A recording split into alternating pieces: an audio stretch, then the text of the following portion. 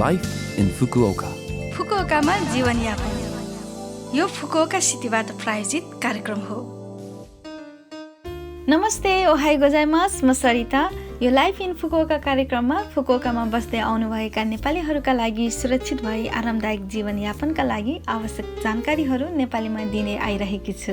हरेक हप्ताको बिहिबार यो कार्यक्रम बिहान 8:54बाट म सरिताको साथ सुन्न सक्नुहुन्छ। छोटो समयको यो हाम्रो कार्यक्रम सुन्दै गर्नुहोला। फुकुओकामा जीवनयापन। मलाई लाग्छ कोरोना भाइरसको कारणले गर्दा तपाईहरूमध्ये धेरैको समय घरमै बितिरहेको छ होला। आजकल म पनि शनिबार र आइतबार बिराका दिनहरूमा घरमै बसेर नेपाली परिकार पकाएर रमाइलो गर्ने गरिरहेकी छु।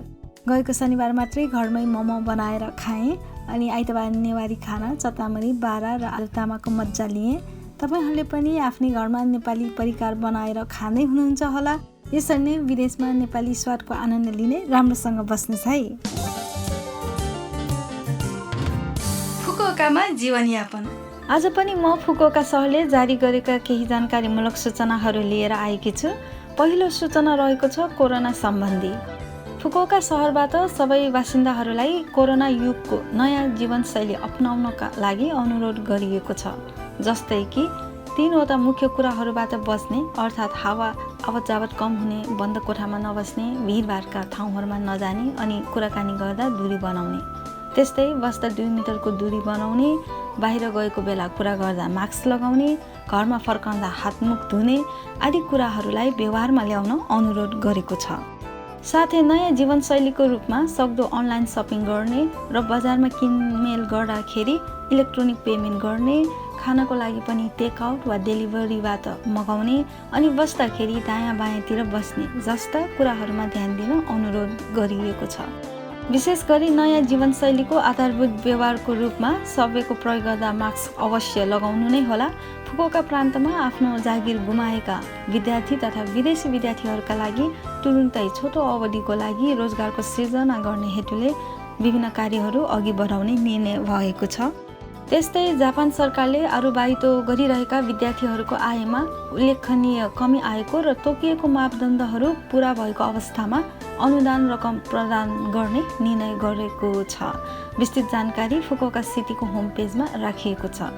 विशेष तथा निश्चित अनुदान रकम सम्बन्धी नयाँ जानकारीहरूका लागि फुकुओका सपोर्ट फर फरेनर्सको साइटमा हेर्नुहोला। अब अर्को सूचना रहेको छ हलुका सवारी साधन कर सम्बन्धी।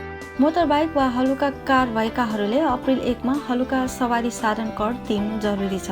यदि तपाईसँग मोटरबाइक वा हलुका कार छ भने मे 5 तिर हुलाक मार्फत कर तिर्नका लागि सूचना आउन सक्दछ। तिर्न बाँकी व्यक्तिहरूले शीघ्र कोन्बिनी वा बैंक मार्फत तिर्नुहोला। यसका अतिरिक्त जनवरी 1 देखि फुकुओकामा बस्दै आउनुभएका व्यक्तिको यदि अघिल्लो वर्षको आय 10 लाख नागेको भए फुकुओका प्रान्तको कर तिर्नुपर्ने हुन सक्दछ। कम्पनीमा काम गर्नेहरूको तलबबाट कटाइन्छ भने कम्पनीमा काम नगर्नेहरूका लागि कर तिर्न जुन 15 तिर सूचना आउन सक्दछ। यथाशीघ्र कोन्बिनी वा बैंक मार्फत तिर्नुहोला। यदि तपाईँले मोटरबाइक आदिको सहरी कर तिर्नु भएन भने तपाईँको निवास कार्डको नवीकरण गर्नमा समस्या पर्नुका साथै तपाईँको सम्पत्ति फुकुओका सहरले कब्जा गर्ने सम्भावना पनि रहेको छ। यदि तपाईँलाई कोरोना भाइरसको असरले गर्दा सहरी कर तिर्नमा समस्या परिरहेको छ भने कृपया वार्ड अफिसको परामर्श सेवामा सम्पर्क राख्नुहोस्। 18वटा भाषाहरूमा फोन मार्फत परामर्श लिन सक्नुहुन्छ। Phone number 092-753-6113।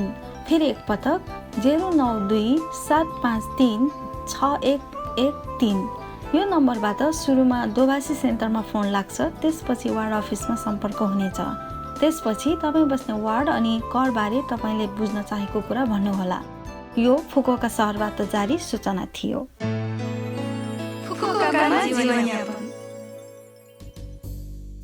यो हप्ताको लाइफ इन फुकुओका कार्यक्रम तपाईँलाई कस्तो लाग्यो? लभ एफएमको होम पेजमा गएर लाइफ इन फुकुओका नेपाली भनेर खोजेर तपाईँले पोडकास्टबाट पनि यो सुन्न सक्नुहुन्छ। जाने आज दीपक बजाचारीको मनमगन गीत तपाईँहरू सबैको लागि राख्दै बिदा हुन चाहन्छु। तपाईँको दिन शुभ रहोस्। नमस्ते।